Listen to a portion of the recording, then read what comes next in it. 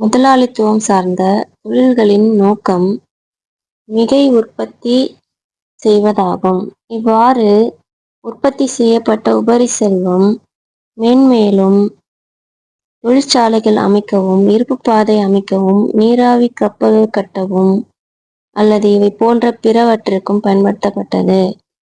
19ஆம் நூற்றாண்டின் பிற்பகுதியில் தகவல் பரிமாற்றம், போக்குவரத்து ஆகிய துறைகளில் ஏற்பட்ட புரட்சியானது ஆப்பிரிக்காவிலும் ஏனைய பகுதிகளிலும் ஐரோப்பிய விரிவாக்கம் அரங்கேற துணை புரிந்தன.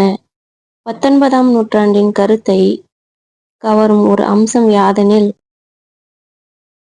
ஐரோப்பா மேலாதிக்க சக்தியாக உருப்பெற்றதும் ஆசியாவும் ஆப்பிரிக்காவும் காலனிகளாக்கப்பட்டு சுரண்டப்பட்டதுமாகும். உலக வரலாற்றில் கிபி 1914ஆம் ஆண்டு ஒரு திருப்புமுனையாகும். 1789ஆம் ஆண்டில் தொடங்கிய அரசியல், சமூக செயல்பாடுகள் 1914இல் வெடித்த முதல் உலகப் போரில் உச்சத்தை அடைந்து 20ஆம் நூற்றாண்டினுடைய போக்கையே தீர்மானித்தன. ஆகையால் வரலாற்றாசிரியர்கள் இதனை நீண்ட 19ஆம் நூற்றாண்டு என அழைத்தனர். இப்போரே ஒட்டுமொத்த உலகின் செல்வாதாரங்களின் மீது தொடுக்கப்பட்ட முதல் தொழிற்சாலைகள் சார்ந்த போராகும். மேலும் இப்போர் குடிமக்களின் பெரும்பகுதியினரை பாதித்த போராகும். இப்போரால் உலக அரசியல் வரைபடம் மீண்டும் வரையப்பட்டது. போரின் முடிவில் 3 பேரரசுகள் சிதறண்டு கிடந்தன.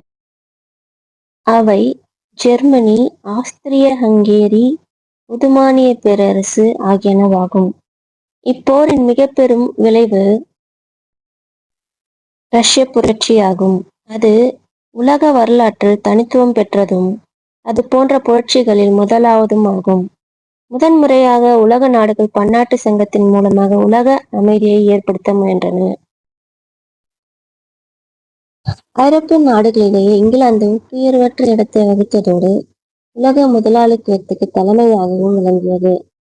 சந்தை, கச்சா பொருள் ஆகியவற்றுக்கான தேவைகள் வளர்ந்து கொண்டே இருந்ததால் சுரண்டுவதற்கான தங்கள் பேரரசை விரிவாக்கம் செய்ய முதலாளித்துவ நாடுகள் உலகத்தை சுற்றி போட்டியில் இறங்கின.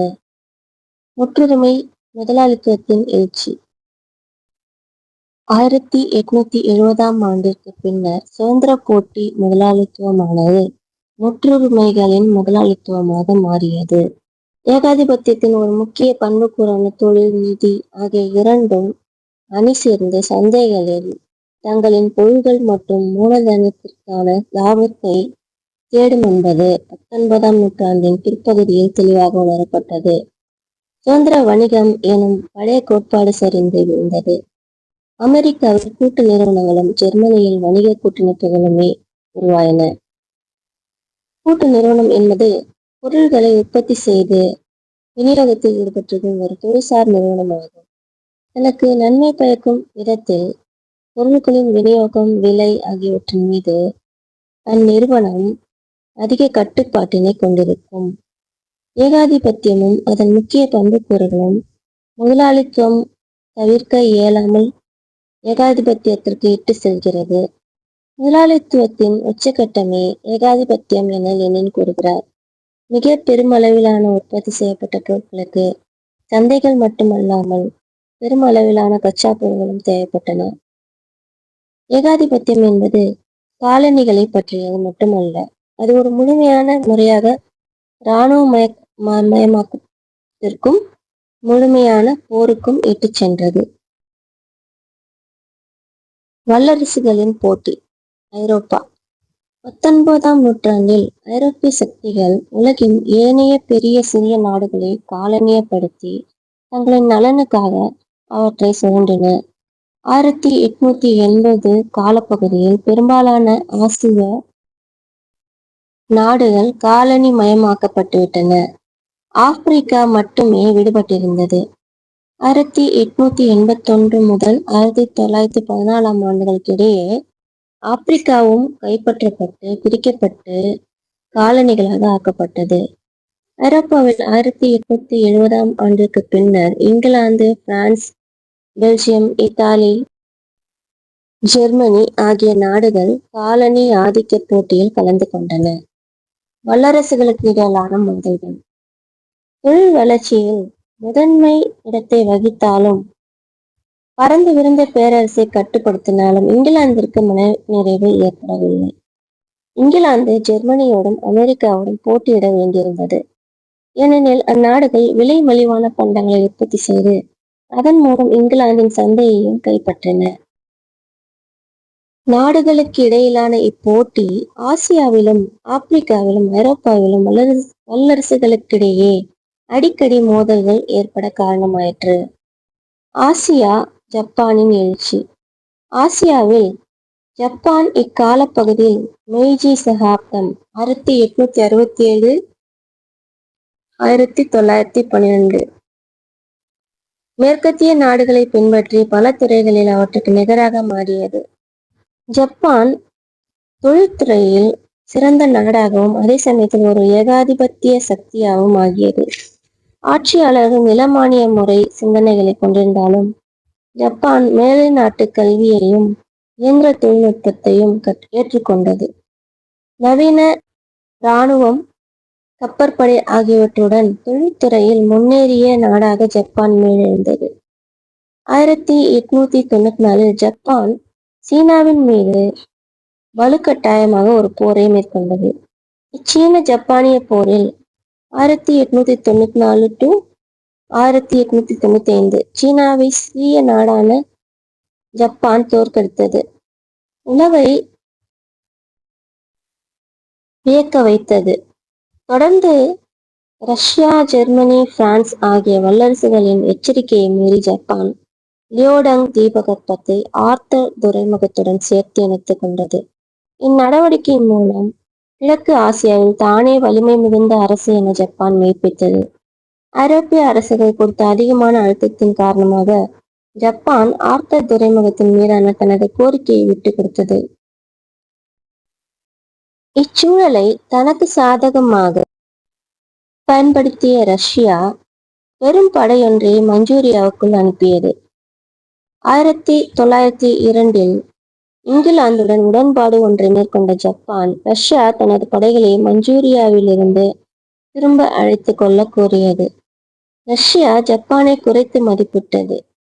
இரு நாடுகளுக்கும் இடையே 1904 போர் தொடங்கியது. இந்த ரஷ்ய ஜப்பானிய போரில் ரஷ்யாவை தோற்கடித்த ஜப்பான் அமெரிக்கா மேற்கொண்ட சமரச முயற்சியின் விளைவாக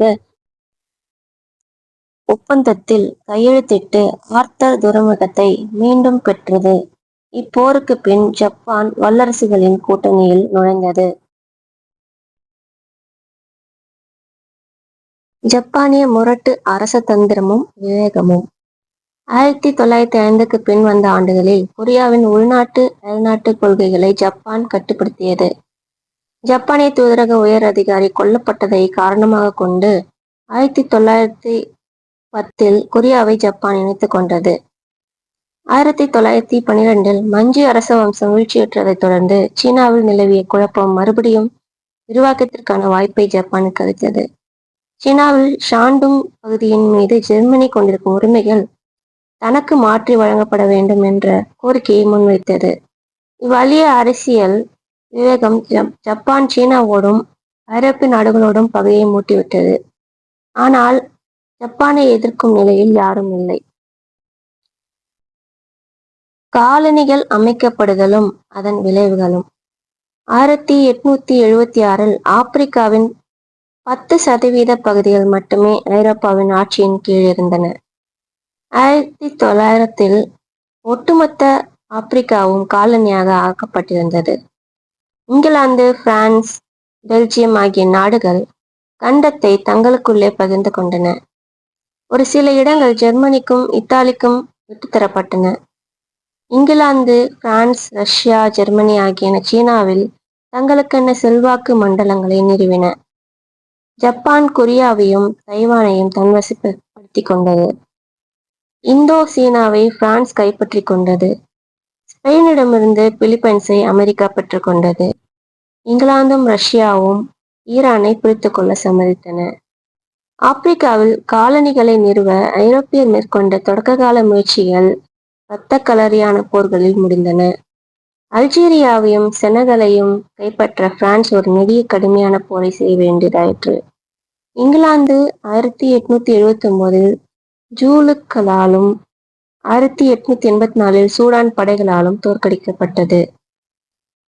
இத்தாலிய படை 1896 ஆண்டு அடோவா போர்க்களத்தில் எத்தியோப்பிய படைகளிடம் பெருத்த சேதத்துடன் கூடிய தோல்வியை சந்தித்து இருந்த போதிலும் ஐரோப்பிய படைகளை இறுதியில் வெற்றப்பட்டன.